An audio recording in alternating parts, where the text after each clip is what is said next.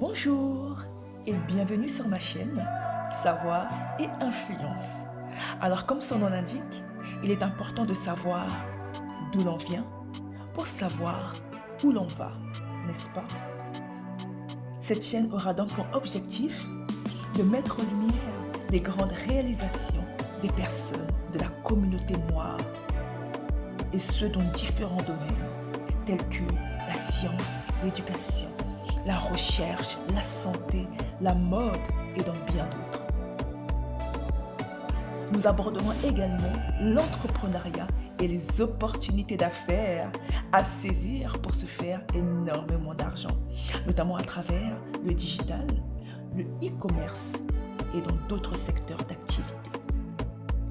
Aussi, cette chaîne aura pour but de motiver et de mettre en avant l'importance d'investir en soi à travers le développement personnel. Nous allons découvrir notamment des messages, des histoires inspirantes et positives, ainsi que des conseils sur l'attitude à adopter pour être épanoui et heureux. Alors restez à l'affût et soyez inspirés. Dans cette vidéo, nous irons à la rencontre d'un homme incroyable, d'un homme qui mérite d'être connu et reconnu,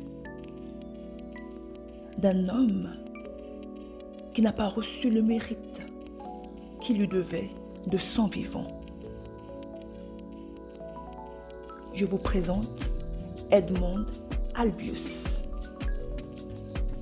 l'homme qui a établi un système qui révolutionna la production de la vanille. Écoutons son histoire. Alors, Edmond Albius est né à La Réunion en 1829 et c'est à l'âge de 12 ans qu'il met en place un système de pollinisation de la vanille. La pollinisation de la vanille, qu'est-ce que c'est? C'est très simple. En fait, pour que les fleurs se reproduisent, il faut que le pollen de la fleur mâle soit saupoudré vers la fleur femelle. En général, cela se fait de manière naturelle par les abeilles ou le vent. L'idée ici était de trouver un moyen d'accélérer ce processus naturel. En effet, il faut savoir qu'à l'époque, l'économie de la Réunion repose sur le sucre, les épices, le café et la vanille. C'est pourquoi beaucoup de scientifiques ont activement cherché le moyen de féconder artificiellement cette fleur, mais sans jamais trouver de solution. Et à la grande surprise de tous, Edmond Albius, alors qu'il était encore esclave, met en place la solution. Grâce à lui, les vanilliers pouvaient à présent produire plusieurs gousses. Rapidement, Edmond Albius est sollicité par les autres colons des alentours pour expliquer sa découverte. Ceci permit de développer une production en masse de la vanille et ainsi enrichir les maîtres des plantations. La plupart du temps, quand un esclave faisait une découverte révolutionnaire, son maître n'hésitait pas à se l'approprier. Dans ce cas, ce ne fut pas le cas. Féréole Beaumont fit de nombreuses actions pour que Edmond Albius puisse avoir des subventions en récompense de cette découverte révolutionnaire, mais en vain.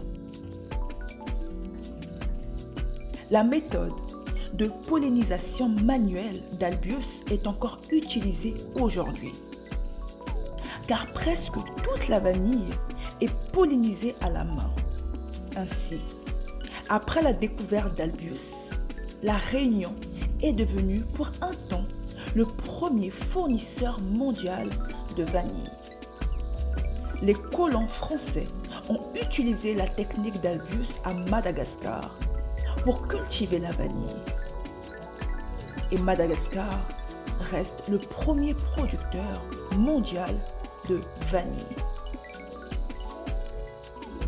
Edmond Albius mourut pauvre et seul à l'hôpital de Sainte-Suzanne de la Réunion.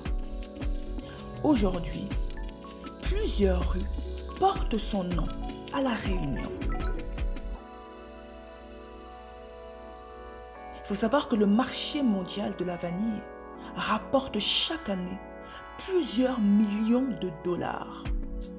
Et sa cultivation en masse a été permise à un an qui ne peut être tenu à l'écart.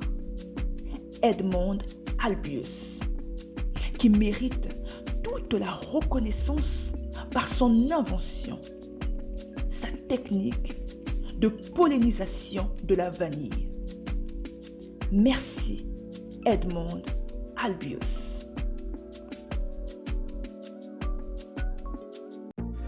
Merci d'avoir regardé la vidéo. Alors si vous avez aimé cette vidéo, n'hésitez pas à liker, à la partager et à vous abonner à ma chaîne Savoir et Influence. Restez à l'affût, soyez édifiés et à la prochaine découverte.